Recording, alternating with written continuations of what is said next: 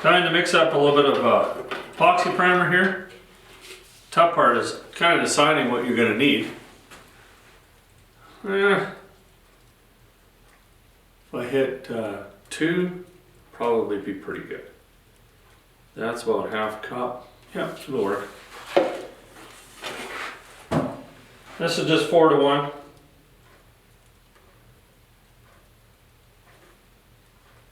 Yeah, maybe I'll go a little bit more. Let's put 3.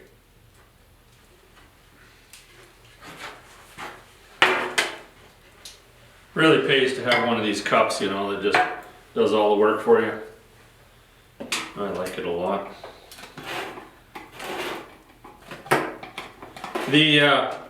So we're putting feather fill on, and you do have to have the epoxy on. Feather fill does not like to be sprayed over bare metal, so that's why we have to go that route. It'd be nice. That's okay. Another extra layer like epoxy is not a bad thing.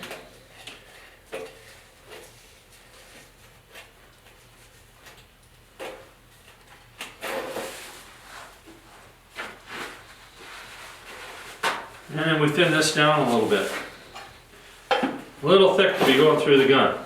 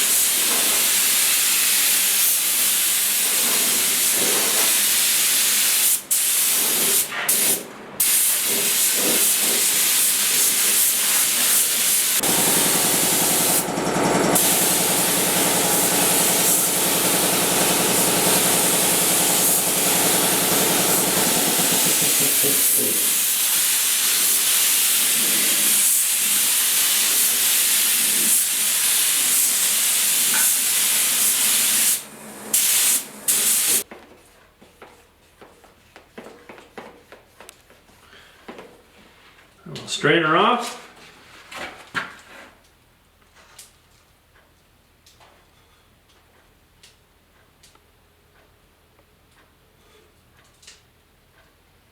Nice thing about this, we got it running a Vilbus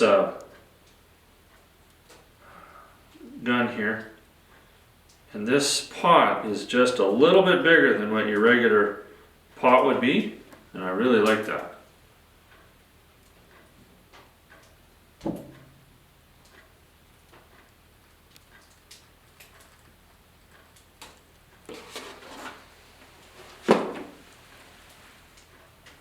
Okay,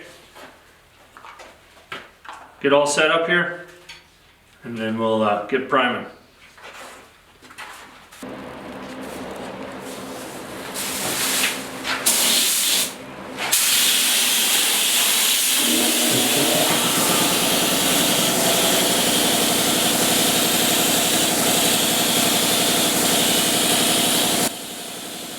The feather fill, it sprayed better than I thought it was going to, with no thinning. But make sure you give it a good wet coat.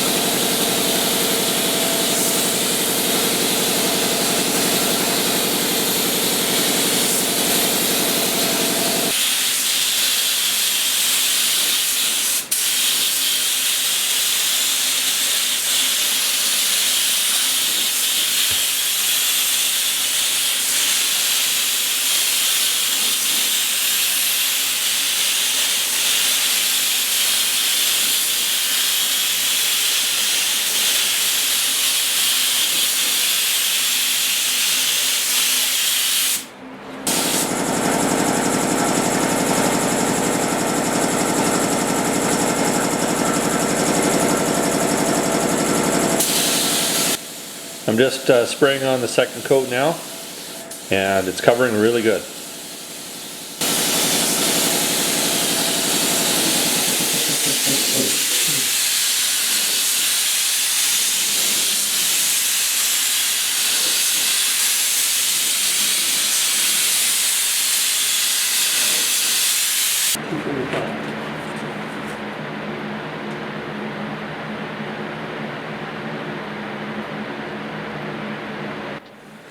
I needed a bit more primer, but I'm taking my time, making sure the measurements are just right. You only want to do this once. 1.5 with one side and almost the other.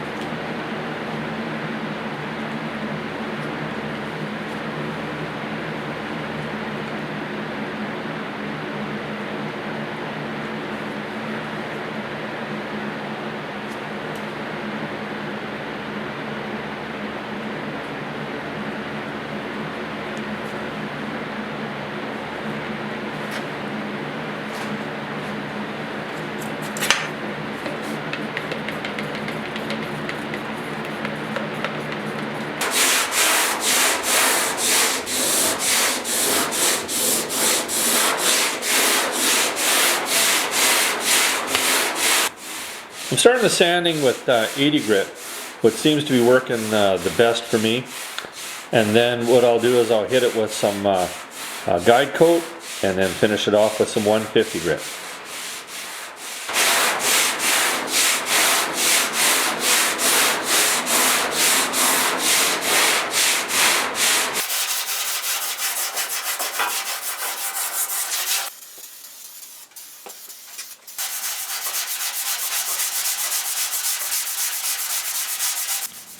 I really like this stage when you start sanding the primer.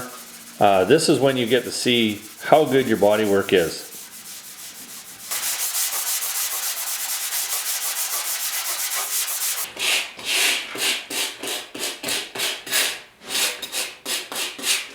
Even though this feather fill has been, setting up for quite a few days, it's been cold in my shop. So sometimes you get a little bit of cootie buildup.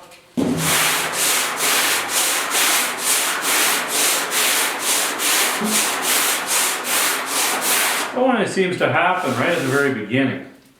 And you get the odd little bit of a cootie. I just take a scraper and just pop right off. If I was using my right hand, it'd be a lot better. Alright.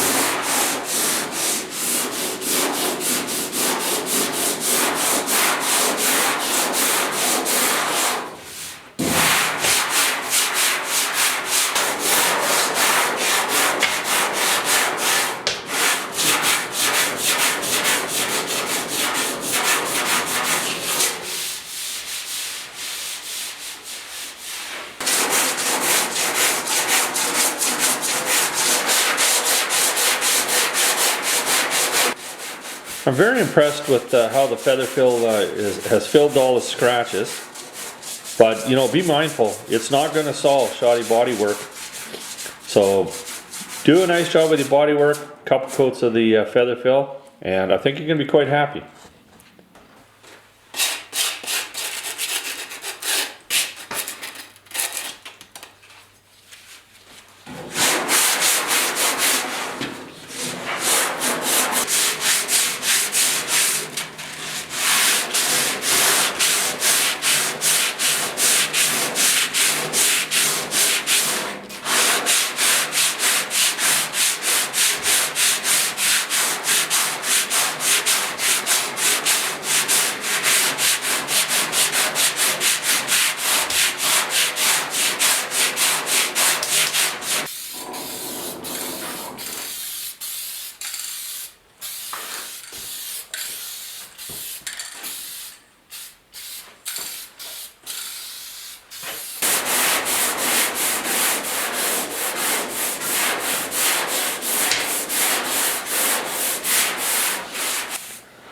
I'm using a long board here, and that really helps with keeping your bodywork straight.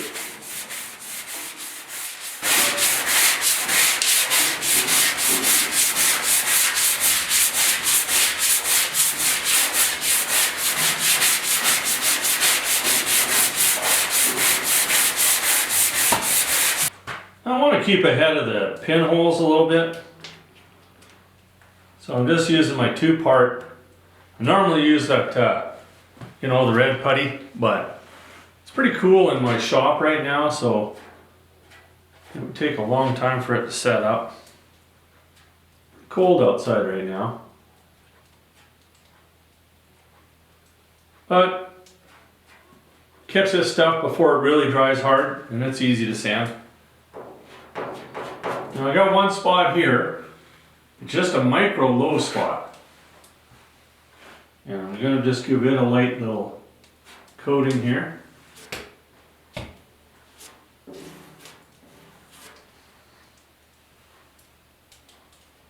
Remember to go past a little ways, just so that you know that you get it. And then I'll sand that out with some 150 grit. Don't want to take a chance, you know. It's pretty easy to do it right now when you got the paint on and you notice a little bit of a wave and you're going, huh, if I would have just spent another 10 minutes, it would have been perfect.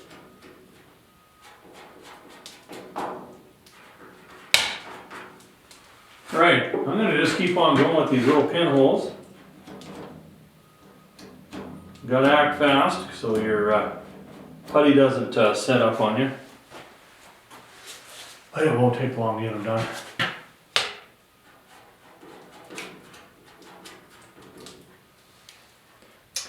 While we're waiting for the putty to set up, we just like keep on going.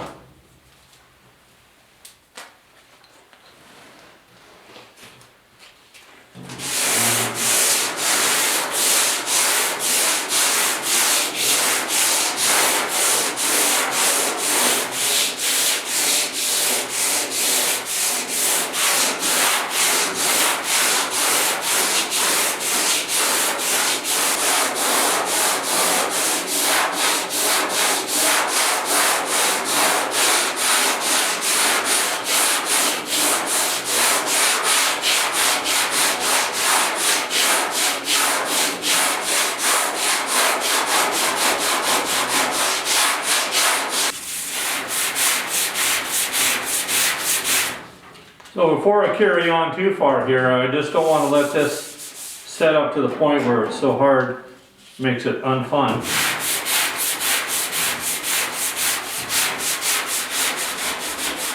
Whenever you're doing a repair, like you're going over, you know, stuff that you've already done, you want to make sure you got some good sandpaper so it takes the least amount of effort to get it done. That's what I found. Works best for me.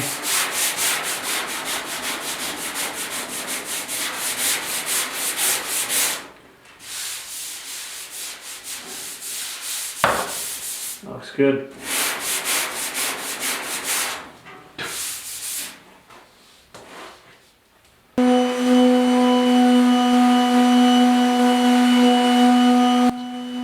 If you're working on a little spot that doesn't need to be absolutely perfect, palm sander works awesome. It'll save your arms.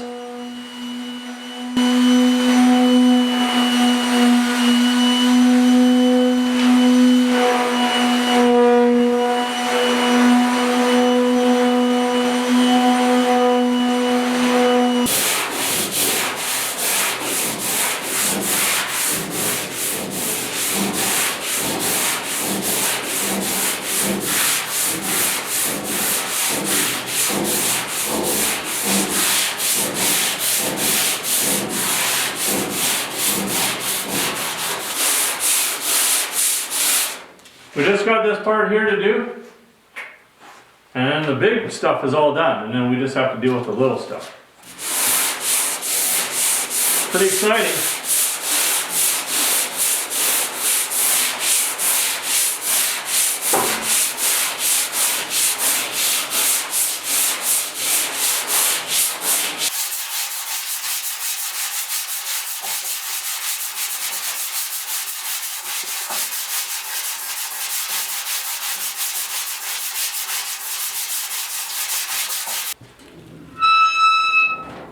Well, we just got the pinholes to fill now. A couple little things. And tomorrow I think we're good for primer.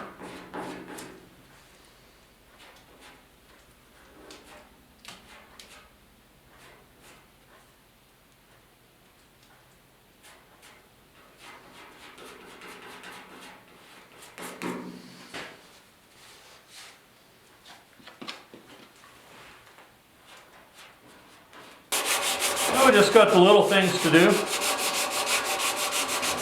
Get all the little knickknacks done.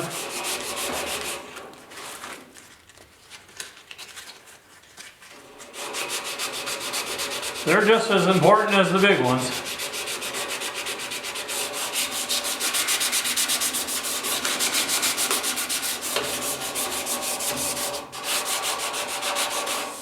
They're kind of the fun thing to do. You know, they always get put off to the very end, but that's all right. So when you're in a real hurry, this is what ends up getting, you know, done at a lower level. Because everybody always looks at the big picture, you know. You want to get your big panels done.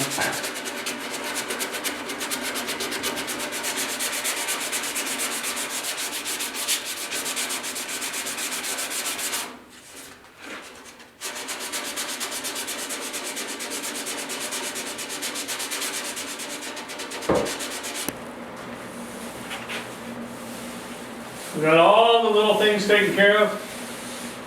So now it's time to put another couple coats of high build.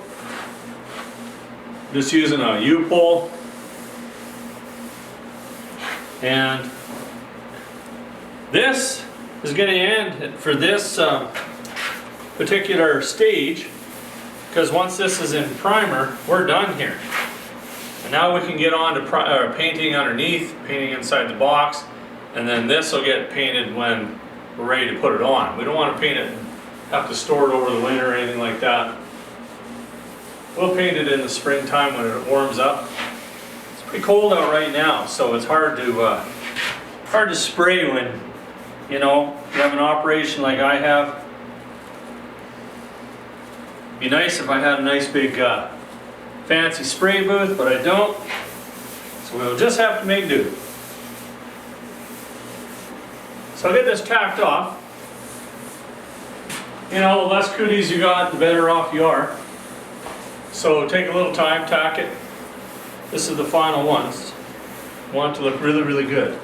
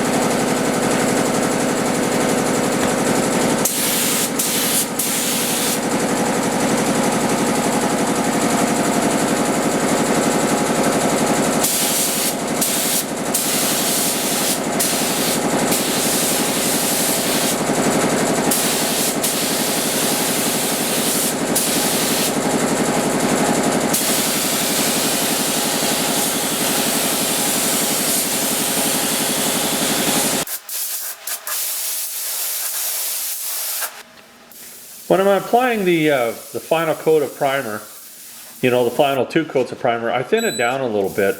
That way I get a little smoother finish.